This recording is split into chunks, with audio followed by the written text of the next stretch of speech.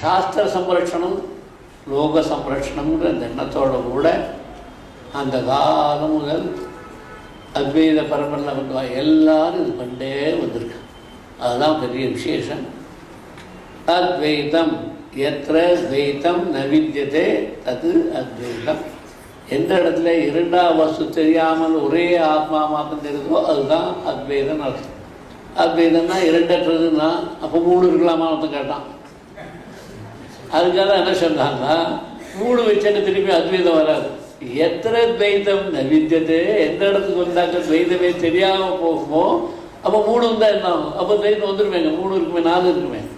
அதனால எந்த இடத்துல துவைத்தமே 2ஆம் வஸ்து 3ஆம் வஸ்து 4ஆம் வஸ்து தெரியாமல் இருக்குமோ அதுதான் ஆத்மஸ்வரூபம், அதுதான் அத்வைதம்னு விளக்கங்கள்லாம் கொடுத்துருக்காங்க அந்த காலத்திலேயே. அப்படிப்பட்ட அத்வைத ஸ்வரூபத்தை ஆதிசங்கர் ஒரே ஆத்மா தான் என்பதை நமக்கெல்லாம் நினைவுபடுத்தி அந்த ஆத்மசுகம்தான் நமக்கு எல்லாவித சம்சார பந்தத்திலேருந்து கயற்றி நம்மளை விடுதலையாக்கி நம்ம சொஸ்வரூபத்தை சொஸ்வரூப அனுசந்தானம் பக்தி நித்திய விதீயத்தை சுவாத்ம தத்துவ அனுசந்தானம் பக்தி நித்திய அபரேதுன்னு சொல்லி இப்படியாக இப்போ ஒரே ஆத்மா தான் இருக்கான்னா ஒருத்தர் ஞானி ஆகிட்டான்னா எல்லாரும் ஞானி ஆகிட முடியுமான்னு கேட்டான்.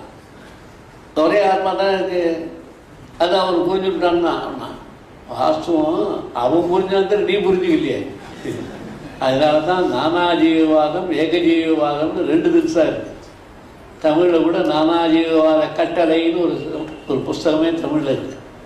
அந்த மாதிரி அவாட்ட இருக்கிற ஸ்வரூபம் சின்னதாக இவன் பார்த்துட்டு இருக்கிற வரைக்கும் அது புரியாது. யார் அர்த்தம் இந்த ஸ்வரூபத்தை அகண்டமாக பார்த்தாலும் அவன் வரைக்கும் எந்த விதமான சுகதுக்கமோ பாகமோ ஒன்றும் தெரியாது, நித்திய வசுவே தெரியாது. அவன் சாப்பிட்றான் தூங்குறான் எல்லாம் பண்ணுறான்னா அது பழைய வாசனையில் ஃபேன் அடித்து நின்று ஒரு பழம் கொஞ்சம் நாய் சுற்றுற மாதிரி காற்றுல சுற்றுற மாதிரி அந்த வாசனையில் பண்ணிட்டு இருப்பானே தவிர நிஜமாக ஒன்றும் ஆத்மரூபமாக நம்ம சாப்பிட்ற மாதிரி நம்ம தூங்குற மாதிரி நம்ம நடத்துகிற மாதிரி நான் சாப்பிட்றேன் நீ சாப்பிட்றேன்னு சொல்லிட்டு உட்காந்துக்க மாட்டான். அந்த வாசனையில் அவன் கதையெல்லாம் ஓடிட்டு இருக்கும். அது பாட்டுக்கு காத்தாடி ஓடிட்டு இருக்க மாதிரி அது பாட்டுக்கு ஓடிட்டு இருக்கும். இப்படியாக நம்மளுடைய ஆதிசங்கரர் அத்வைத வேதாந்த சித்தாந்த ஸ்தாபனம் பண்ணி அதற்கு சாதனையாக ஷண்மத ஸ்தாபனம் என்று வைத்தார்கள்.